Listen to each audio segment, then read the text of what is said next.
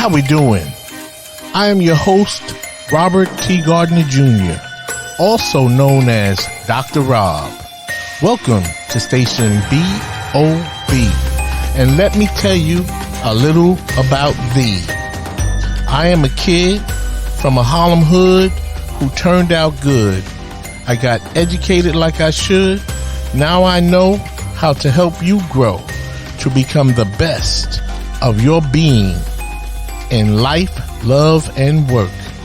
With that said, I am here to provide you with some clarity associated with the perplexity of the challenges in your life, love, and work.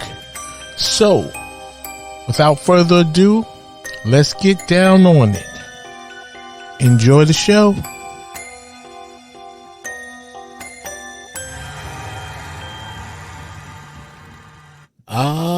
Yes, how we doing? Once again, my friend, welcome to Station BOB, where you listen to learn how to become the best of your being in life, love, and work. And of course, I am your host, Dr. Rob. What's going on? It's been a minute since my last podcast episode. I just tied up with a major comprehensive exam that I had to take care of in order to register for classes for the PhD program that I am in. So it's been a minute, but I'm glad to be back on this hot, humid, sunny day on my side of town. How's the weather on your side of town? All right, and so to take the words from my favorite song, can it be I stayed away too long? Did I leave your mind when I was gone? Ah, yes. Excuse me. I just had to get that out. And so today, oh boy, I got a good, fun topic for you today. Today's topic is the things we do for love. I think I should really call this topic the crazy things I have done for love. But I'm gonna keep it simple. The things we do for love. That's what we're talking about. Even though I may go back and forth between the crazy and the things we do. All right. And also, let me just mention that I'm a little, I don't know, got the mucus running there. So I might choke on my own stuff every now and then. So bear with me as we get into this topic, the things we do for love. Now, to that I say, what a topic. The things we do for love. Now, we're going to have some fun with this discussion, as I just said. I'm going to let you know right up front that this is going to be a 2-part podcast. Yes, this is part 1 because the crazy things I did for love are so crazy that they could not be confined or contained to one podcast episode. Now I have to present this topic to you in 2 parts. You see, the things we do for love could be so crazy. They could be this story I should say can be used as a pilot for a movie script. So sit back and enjoy. All right, let's go. Let's go to work on this topic, the things we do for love. And so for openers, I'd like to start out by saying I've done some crazy, stupid, and silly things for love. And at least I thought it was love at the time. Now I realize it was because I was kind of stupid in love or relationships. Yep, I said it. Yep. Before I was Dr. Rob, I was not good at relationships or in relationships at all. Did you hear what I said? Well, I was good. So don't get me wrong. I wasn't totally out of whack there. What I'm saying is the things that you really need to understand about love is that I didn't have that understanding.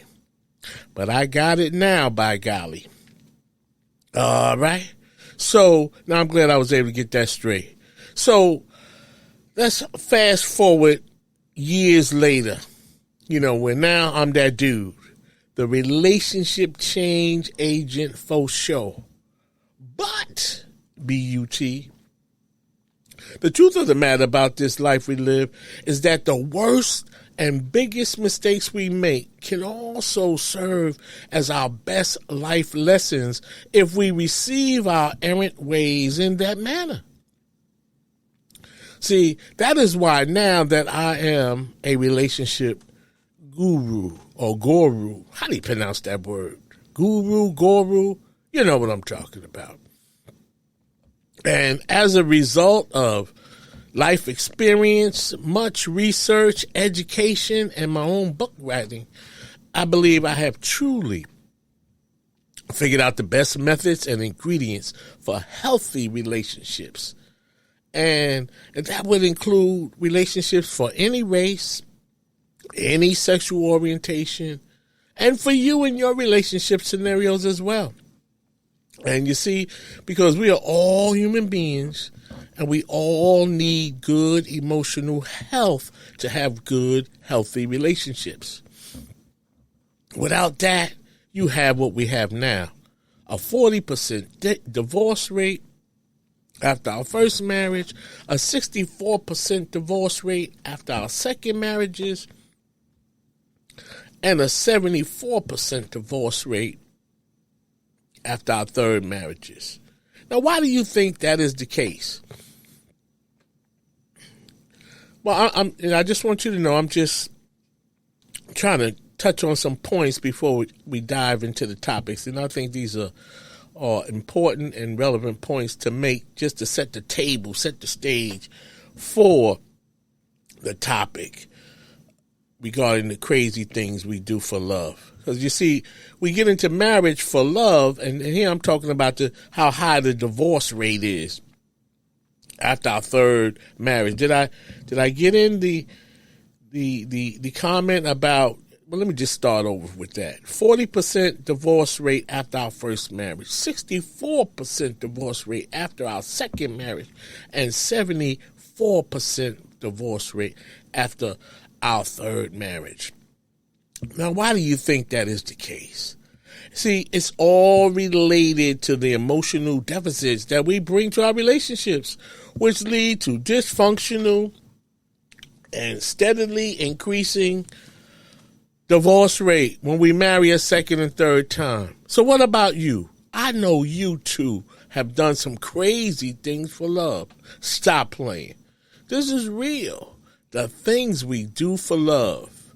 Now, since we're talking about love, I'd like to provide a better understanding, of the topics I discuss. So some things I like to define just because, I want the true essence of the word or the topic to be out there. So I like to, provide history and definitions. Even though you may know this information, I like to do it anyway, just for the record.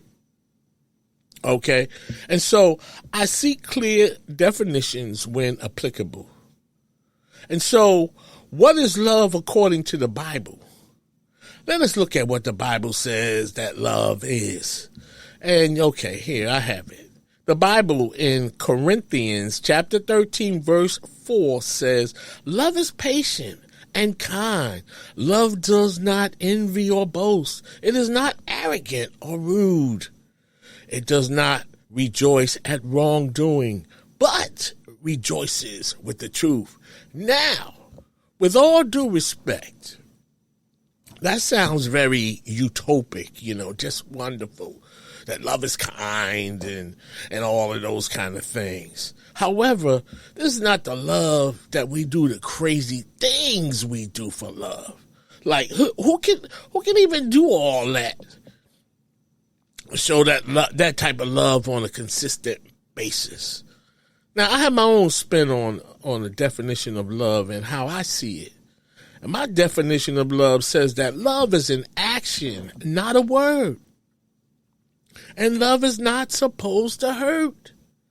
Yep, that's right. I said it. Love is not supposed to hurt. Well, let me break it down for you. What that means is love should be demonstrated by one person doing loving things for another person in a relationship. And of course, both people doing loving things for one another. Notice, I said doing things. And so that leads me to my next point, when I want to define what I mean when I say that love is not a word. Yes, we say, I love you. I love you. Yes, that's the word. But the act of love, I'm saying, is not a word, which means do not tell me you love me and then you cheat on me or beat on me. That is not love. That, my friend, is pain. A good example of love being an action and not a word. I mean, some of you may know the song by Toni Braxton. She used to be an R&B singer, and she had a hit song entitled "Love Should Have Brought You Home Last Night." Key word, love should have brought you home last night. And she said, you should have been with me. In other words, when you love someone, it is your actions, not your words, but your behaviors and all of the loving things we do for one another that demonstrates the love we have for one another. Think about that. I abuse my wife, just smacking her all over the place, right? That's not what I do. I'm just using this as an example. So I abuse my wife, and then I tell her that I love her. That is not love. That is pain. And so to keep it moving, what are some of the things you have done for love? I just wanted to give you a breakdown of this whole love thing, because I'm going to get into some stuff about the things I did for love, and you're going to be SMH. Shaking my head. That's what you're going to be doing. SMHing when you hear this. And so, for me, I when I look back, maybe it was just downright foolishness. I don't even know, which has nothing to do with any of the definitions of love that I just described. But check this out. Let me share some of the crazy things I thought I was doing for love. Oh, my God. Right from the jump, I made some bad relationship decisions that led to crazy, stupid, and silly things for love. Like, for instance, and this is not even the story that I want to tell, but I have to start with this. When I was around 20 years old, I dated one of the most beautiful and nicest young ladies you could ever meet. She loved me immensely, and I loved her too. And so what did I do? I broke up with her. I mean, after 3 or 4 years. And I broke up with her so I could entertain other young ladies that I thought were also attractive to me and that I thought I could love. Except that every one of those so-called attractive girls that I thought I could love, they broke up with me. Now, what's up with that? It would usually happen like this. We date for a while. Then eventually you have sex. You're hanging out, going to dinner, seemingly just having good times. And then we'd be on the phone, and I'd say those 3 deadly words. Be like, yeah, it's just been such a nice time. I mean, we've been having a lot of fun. We're developing a nice relationship. And I just wanted to say, I love you. And then I would be saying, hello? Hello? Hello? Yep, the line went dead. And that happened more than one time. I mean, what is this love thing all about? So now, back to my first love. I did not want to marry my first love because I was too young. And I mean, she was a wonderful person, and she was wonderful enough to marry.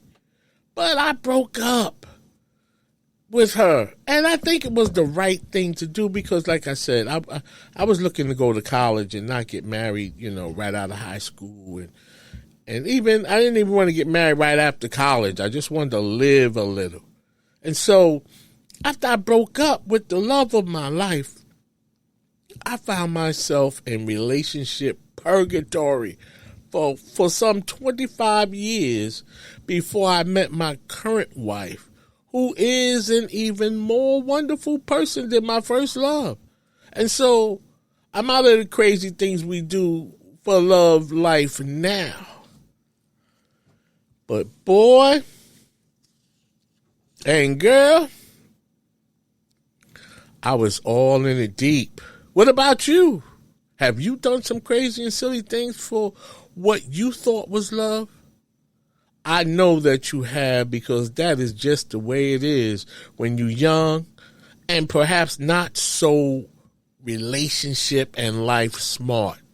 I was a good example of just that, being young and not so smart in love. Oh my God. My friends used to tell me, yo, Bob, you got to dog the girls. You too nice. And the girls, the women, they don't like nice guys. I'm like, nah, that's just not my style. I'm not dogging anybody, but I will figure it out. And it took me a while, but I'm there now. And so with that said, let's get into the things I did for love. But, B-U-T, before that, I'm going to let a promo in. And we'll pick it up on the other side. Have you read any good books lately? Your host, Robert T. Gardner Jr., also known as Dr. Rob, is the author of 3 great books. In his first book, The Choices We Make, Robert takes a look at relationships to help readers learn how to have a good relationship with themselves before they can have good relationships with others. In his second book, Access Denied, Robert brings an eye-opening perspective about what happens to children and fathers when their relationships with the mothers of their children end on bad terms. Robert explores what he calls child porn, when a parent, usually the mother, uses a child as a weapon to hurt the other parent. Robert provides a let-go lab in his book to help parents find positive ways to resolve their issues in the best interest of their children. Light Up Your Life is Robert's latest book.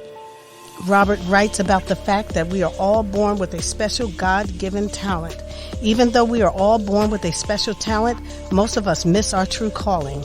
In this book, you will learn how to find your special talent and light up your life so that you can become the person you were born to be and live a more fulfilled, purpose-driven life. Books are available at barnesandnobles.com, amazon.com, and Robert's website, relationshipreadiness.org. Thank you, and back to the show. All right, welcome back. As a matter of fact, this crazy thing I did for love is in more detail, outlined in more detail in my first book, The Choices We Make. So if you want to find out all about the crazy things or the things I did for love, check out The Choices We Make. It's all in there. So let me get back to the story now. So this is about the things we do for love. So I met this girl at work. I found her to be attractive. She was smart, fun to be with. But, B-U-T, she was married. She was in her 20s. And she married a man, who was, I believe in his 60s. He was a pretty old dude. No disrespect to the elderly. I'm elderly at this point, my damn self. And so, although it was none of my business, but I was like, damn, there was not much, I could do because she was married. It's none of my business. And she had a daughter from that marriage. Anywho, eventually, we developed a friendship, and our friendship evolved into a relationship while she was married. And I really liked her at the time. Then, down the road, she started complaining to me just about every day about her husband and how he was mistreating her. Now, fast forward, 2-3 years later into our situationship here. And I have feelings for her. I'm interested, and I'm feeling like, I would do anything to help rescue her from her husband. Now, is that crazy or what? But let me just say I was young, and you fill in the blank right there. All I can say is I was young, and you fill in the blank. Young, I'm going to say young and whatever you think. And so as time went on, the complaints from her about her husband got worse. And then her emotions were high. And my emotions were even higher because I did not appreciate the way her husband was treating my girlfriend. This is his wife, but she's my girlfriend. How you like that? So, let me just stop right there with this story because I can't say I can't say this because I want you to hear about, the things I did for love. I should probably stop right here with this story because I'm telling you, this is an SMH. Shaking my head. And I even got confused there for a second with my thoughts. I'm like, wow. But should I stop right there and just not share this? No. I'm going to tell you. I tell you what. We're going to continue with this story. So let me go forward. So where was I? As I was saying, I did not like the way the husband was treating my girlfriend, who was his wife. Is that crazy or what? I was even thinking, like, if you think that is crazy, wait until I tell you this. So one morning, I'm up early getting ready for work. My phone rings. And it's my married girlfriend. She was in complete distress. She crying, complaining, and she was just at this point, she was just a complete damsel in distress. So now, remember, we are talking about the things we do for love, right? And so, as she is telling me what is going on in her home with her husband, I ask her, hey, you want to get out of there? Do you want to get out of there? You see, I had my own apartment in the Bronx. I was single. And so now this is my opportunity to save my girl from her husband. Are you hearing me? And as I was saying, I said to her, do you want to get out of there? And she said, yes. I'm like, oh my God. So I told her, I said, listen, go to the store, purchase some large plastic bags, pack all of your things, including the things of her, your 2-year-old daughter. She had a daughter. No biggie, right? I'm in love. And I tell her, I'll rent a van and come pick you up and take you out of your home, and you can come live with me here in the Bronx. I woke up my roommate, he was off that day, and told him that we had to go get my girlfriend, out of Brooklyn. And as my boy, he just got up. We went and rented the van and headed to get my girl in Brooklyn. So we get there. We pack all her stuff in the plastic bags, get everything, the TVs, the whole shebang. Now, was that crazy to do for love? Woo. I reckon so. And so now I have my girl, and we're going to live happily ever after based on this ginormous sacrifice I just made to rescue her from her husband. Right? Wrong. Now, she's in my apartment with all of her belongings and her daughter. Eventually, I found her a place to live, but in the beginning, she stayed with me. And she liked that. And eventually, after she got her own place, she divorced her husband. And so now we're going to live happily ever after, right? Wrong. I would say perhaps a month or so later after I had, sprung her from the crib with her husband. And let me just say, I accept full responsibility for the crazy thing I did for love in this case, But now she's out of the house, and I'm noticing that she's showing a tendency to get mad, get upset, like rather quickly. And I did not see this, of course, prior to breaking her out of the crib in Brooklyn. And so out of nowhere, she started telling me that she didn't want to be involved with me anymore. And I'm like, what? Like, now you know what I'm thinking.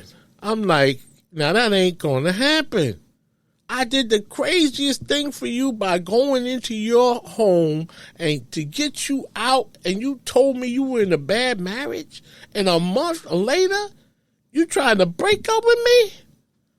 I'm like, what? Now, I'm not that type of dude. Don't get me wrong. I'm not that kind of guy. Because as I had said earlier, I was getting dumped on the regular. But this was different because now I did a thing for love that was insane by going into this woman's house and taking her from her husband. Oh, my God. And so, like I said, this is different. Now she's trying to break up with me. And like I said, and I want to really repeat, I'm not that kind of guy. If you don't want this, you're free to go. But as I said, this was just a little different. And I was like, this cannot happen to the kid, not the kid. So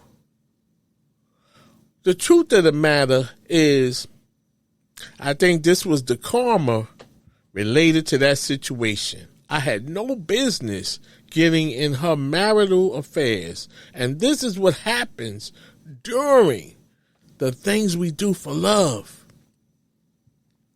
Anywho, we were able to get past that. Then eventually we made plans for her to move back into my apartment since she was divorced and free for a year or two now from her ex-husband. And just as I took a day off for, of work to move her back, back into my apartment, I call her, I'm at work. I call her to see how she's making out, unpacking, trying to find her, a way to, a place to put her things, so I'm thinking, we together now. So I call her to see how she's making out. And instead of her, getting comfortable in the apartment, she tells me that she does not want to live with me anymore. Like, are you hearing me? I mean, I had just moved her in the night before. So now it's the next day. I call her to see how she's doing. It has not even been 24 hours. And she told me that she didn't want to live with me anymore. I'm like, I'll be damned. I was like, would you please tell me what the hell is going on? She said, I do not want to live with you. She told me, she didn't ask me. She said, I'm going to stay here and save my money and find another place later on. And then I told her, listen, I'm a single man with no children. And if we're going to be together, then, we're going to be in the same apartment. But if we're not going to be together, we are not going to be separate in my apartment. That is not happening. So I suggested that she contact her landlord and see if she can get her place back. Tell the landlord. I mean, now, I didn't do that right away. I mean, I'm literally like, what is going on? I'm bugging out about this. But when I saw that I wasn't getting anywhere, then I started talking to her about, well, contact your landlord to see if you can move back. Because you can't stay with me under these circumstances. You would be homeless. Yep, that's right. I said it. I mean, crazy sometimes meets crazy. So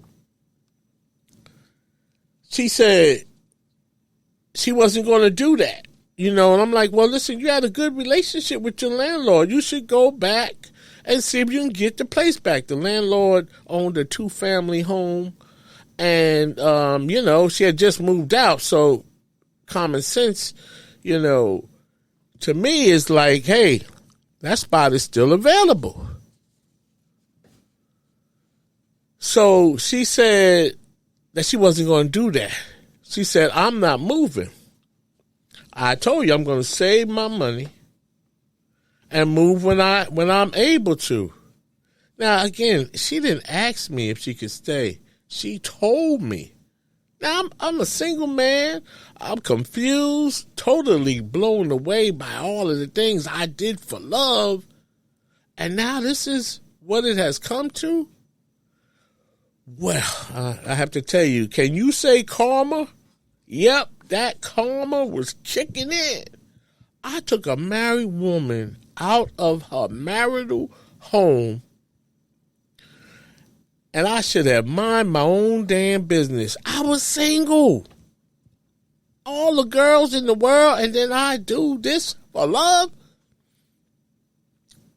So after, she made it clear that we were not going to be together. The good guy that I have always been, I contacted her landlord, while I was at work, and I told her what happened. And I asked her if my ex-girlfriend could move back into the apartment in her 2-family home. And the landlord said, yes, she would take her back. She said that wouldn't be a problem. So now I'm thinking, right? I'm thinking that the problem is solved. I'll be able to get, on with my life after the ex moves out. So I get off work, I go home, and she's standing in the kitchen, and I ask her one more time, like, are we gonna make this work? Especially since I didn't know anything was wrong, because you moved in on your own consent. You were very happy to move in. And so, I thought you were in your right mind. And she said, I told you no. And I told you what I was going to do.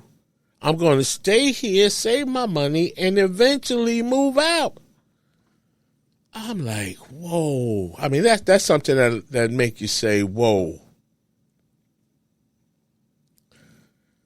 So I told her, I said, I went and I spoke to your landlord. And she said you could have your apartment back. And so it is best that you move back. And before I could finish saying move back, the next thing I know, I saw a big star like, bow. She sucker punched me in my left eye and she hit me very hard. A fight broke out from there. Now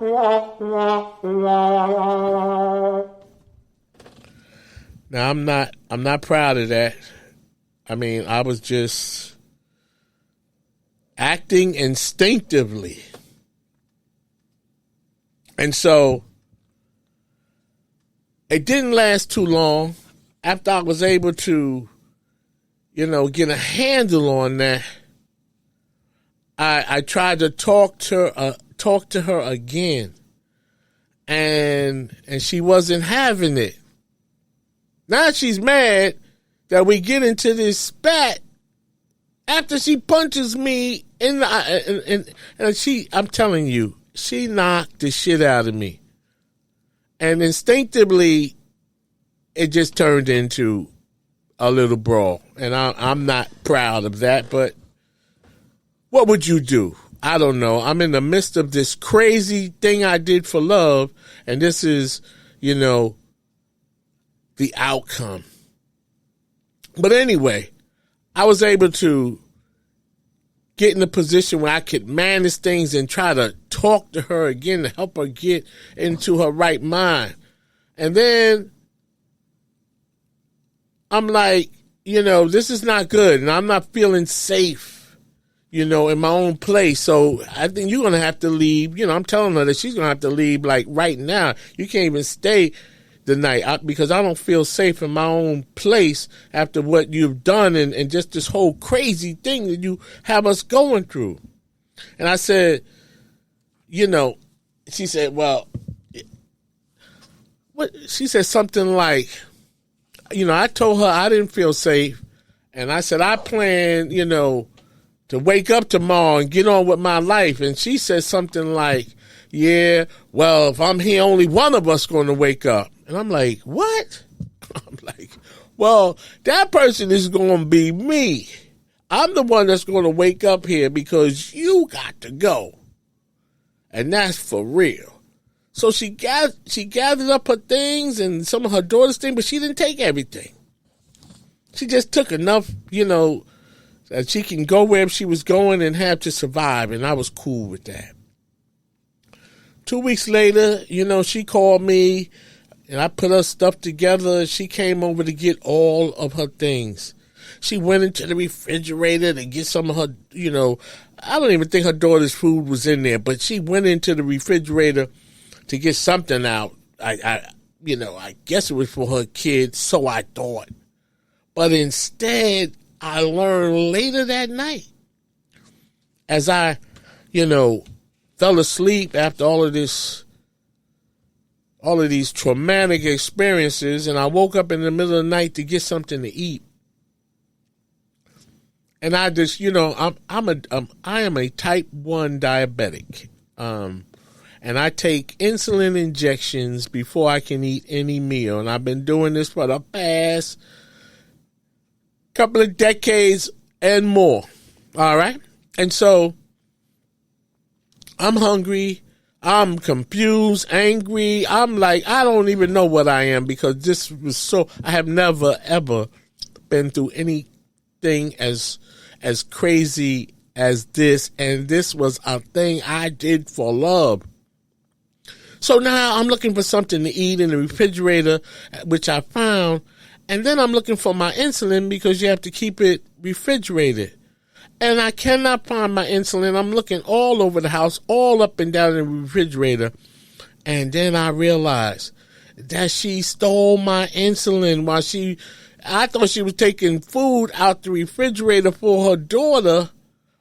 But instead, she was stealing my insulin. She removed my insulin from the refrigerator, which my life depends on to manage my blood sugars as a diabetic. So picture this. The girl I rescued from her abusive husband left me for dead by stealing my insulin.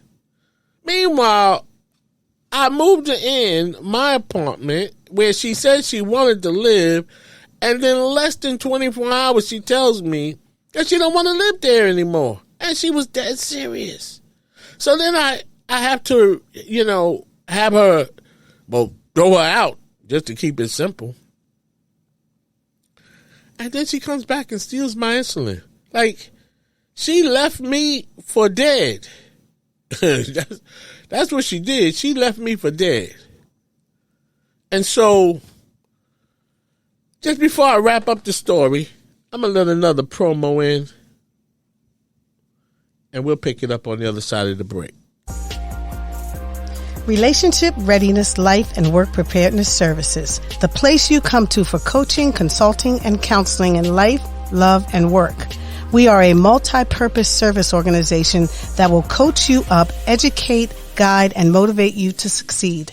We provide management training and consulting services for all businesses in the areas of employee relations, unionized employees, progressive discipline, the annual review process, and emotional intelligence to develop effective leaders for your organization. And our relationship counseling services for individuals, couples, groups show you how to become relationship ready with improved self-esteem, resilience, and self-awareness.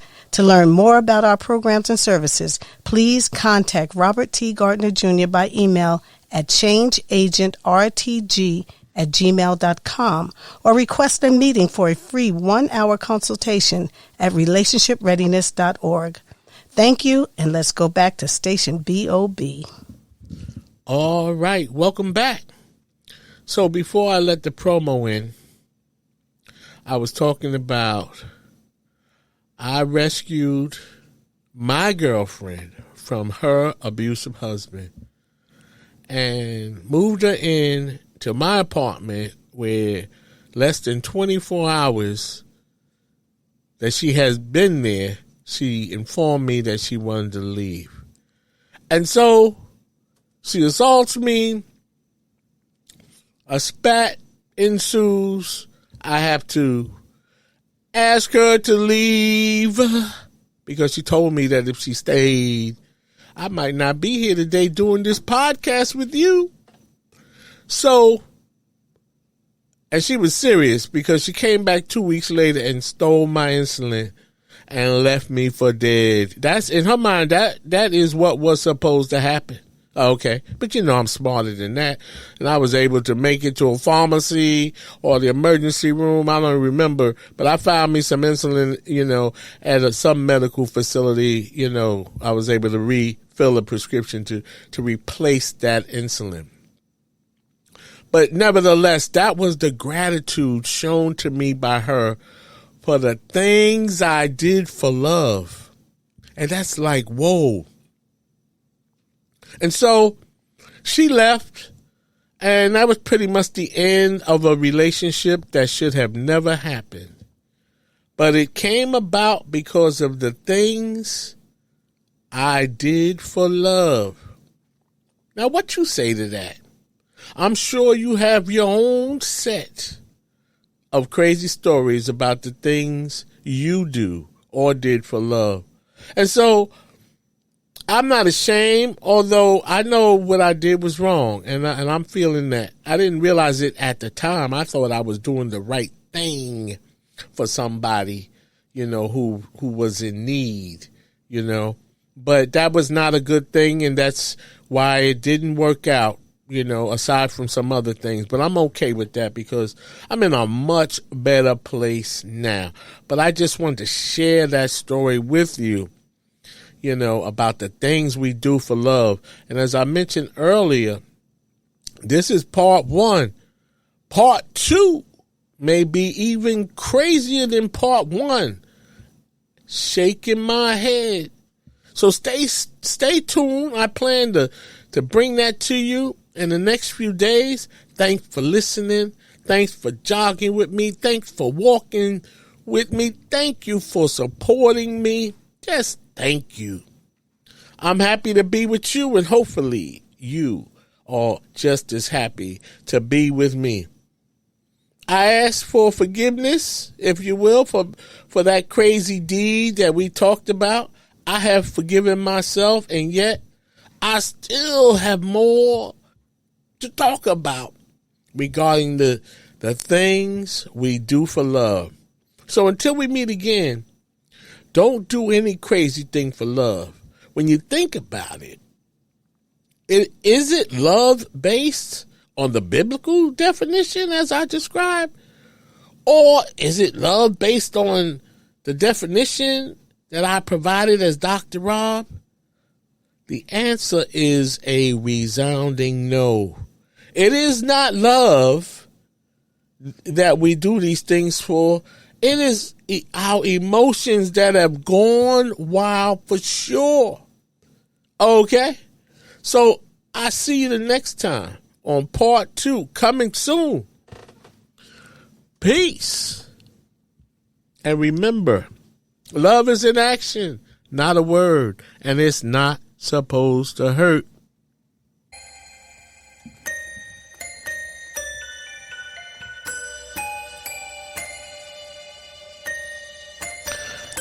As we wrap up this show, I hope this topic helped you to grow.